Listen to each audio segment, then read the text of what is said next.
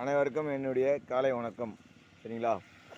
இன்றைய பதிவு என்னென்னு பார்த்தீங்கன்னா, வேலண்டைன்ஸ் டே அப்படின்னு எதுக்காக சொல்கிறோம் அப்படின்னா, நன் மீது அன்பு வைத்தவர்களை அவங்களுக்கு அங்கீகாரம் கொடுக்குற நாள் தான் இது வேலண்டைன்ஸ் டே. அன்பை பரிமாறிக்கிறோம். அந்த அன்பு தான் காதல் அப்படின்னு சொல்கிறோம், லவ் அப்படின்னு சொல்கிறோம். எல்லாமே ஒன்று தான், அடிப்படை ஒன்று தான். அன்பே சிவம், அன்பே கடவுள், அன்பாக இரு அப்படின்னு எல்லாத்துலேயுமே சொல்கிறாங்க. சரிங்களா? ஒரு விஷயம் நோட் பண்ணி பாருங்கள். நம்மளுடைய பையனுக்கு என்ன தேவை இருக்குன்னு நம்மளுக்கே தெரியாது. ஆனால் அவனோட லவ்வர்ஸ்க்கு தெரியும். ப்ளஸ் மைனஸ் இவனை இப்படி தான் டியூன் பண்ணணும் அப்படின்ட்டு அவங்களுக்கு தெரியும். ஏன்னா ஒரு இடத்துல அன்பை கொட்டுறாங்கன்னா அந்த இடத்துல தான் வெளிப்படும்.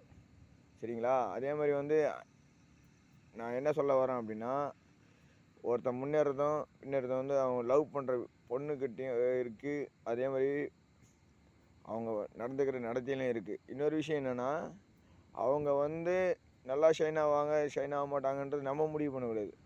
பின்னாடி இயக்கக்கூடிய அந்த பெண் சக்தியானவங்க அவங்களுக்கு தெரியும். இவனுக்கு இதுதான் பிடிக்கும், அதுதான் பிடிக்கும் அப்படின்றது அதை அவங்களுக்கு கொண்டு போயிடுவாங்க. அதனால் அன்பாக இருங்க. அன்பை வெளிப்படுத்துறதுனால தான் வேலண்டைன்ஸ் டேன்னு கொடுத்துருக்கான். நீங்கள் ஏன் கணவன் மனைவிக்கு சொல்லலாம், அப்பா பையனுக்கு சொல்லலாம், யாருக்கு வேணால் சொல்லலாம். இது வேலண்டைன்ஸ் டே, அதாவது அங்கீகரிக்கக்கூடிய நாள். அவ்வளோதான். இவர் மீது இவர் அன்பு வைத்திருக்கிறான்னு சொல்லக்கூடிய நாள் தான் வேலண்டைன்ஸ். அதை வெளிப்படையாக சொல்கிறது தான் அது.